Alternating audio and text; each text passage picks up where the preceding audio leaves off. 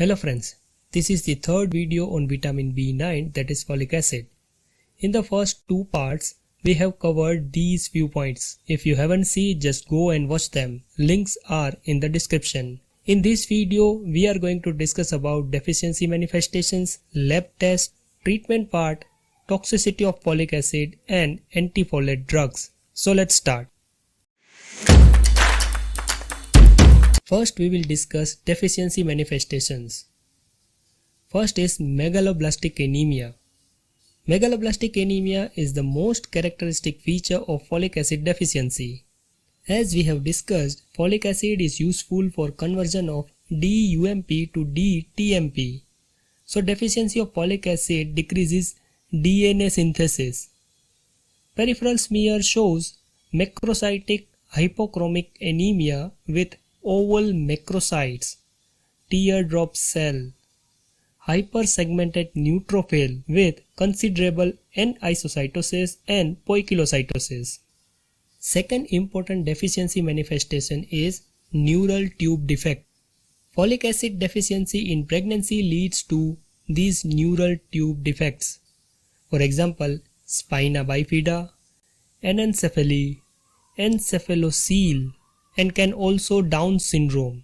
Folic acid supplementation during pregnancy prevents these birth defects. Third important deficiency manifestation is homocystinuria. Folic acid deficiency and folate trap, which we have discussed earlier in the second part, occurs due to vitamin B12 deficiency. These both can lead to increased homocysteine level, which ultimately is a risk factor for cardiac disease. Now we will discuss investigations for diagnosis of folic acid deficiency. First is plasma folic acid level. Normal level is 20 nanogram per ml. It can be measured by radioimmunoassay. Second is Figlu excretion test, or you can say histidine load test. Histidine is metabolized to formiminoglutamate, that is Figlu. This formimino group is taken up by tetrahydrofolate and form formiminotetrahydrofolate and glutamate. 5 gram of histidine is given orally 3 times at 4 hourly. If folic acid is deficient, then Figlu formiminoglutamate is excreted in urine. It can be from 185 mg to 2050 mg per day. Third is ICAR excretion. Aminoimidazole carboxamide ribosyl 5-phosphate excretion. This is purine synthesis pathway. Here you can see that aminoimidazole carboxamide ribosyl 5-phosphate requires folic acid to be converted into formiminoaminoimidazole carboxamide ribosyl 5-phosphate. So in folic acid deficiency, this ICAR is excreted in urine. Fourth is peripheral smear. The findings are as we have discussed earlier. Next is bone marrow aspiration analysis. It shows marked erythroid hyperplasia, large RBCs with asynchronous maturation of nucleus and cytoplasm. Treatment part includes therapeutic dose of folic acid 5 to 15 mg per day for 4 months. But folic acid alone should not be given in macrocytic anemia, as it may aggravate the neurological manifestations of vitamin B12 deficiency. Hence, folic acid and vitamin B12 are given in combination to the patient. Now we'll discuss toxicity of folic acid. The solubility of folic acid is very low. Hence, large dosage should not be given parenterally, as there is a danger of crystallization in kidney tubule leading to renal damage. And last point is folate antagonists. First is aminopterin and amethopterin, known as methotrexate.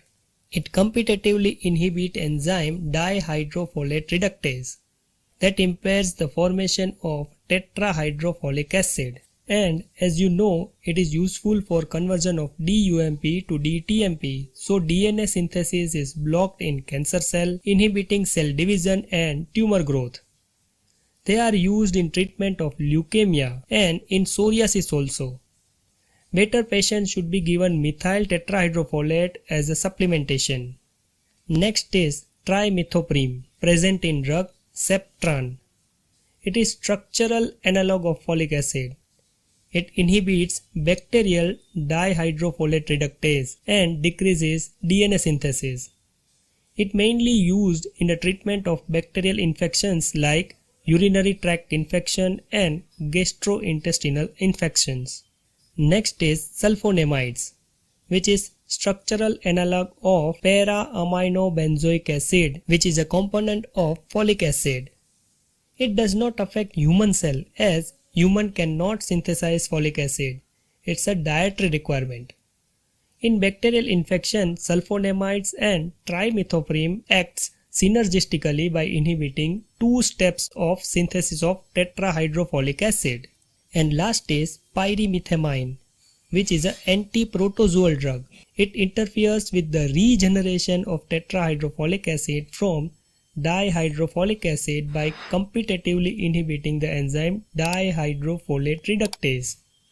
It is used for treatment of toxoplasmosis, actinomycosis, isosporiasis, etc. It was previously used for malaria, but it is no longer recommended due to resistance. So this is all about third and final part of folic acid. Hope you get the value out of it. If you do, then please like and share this video and also subscribe my channel. Thank you.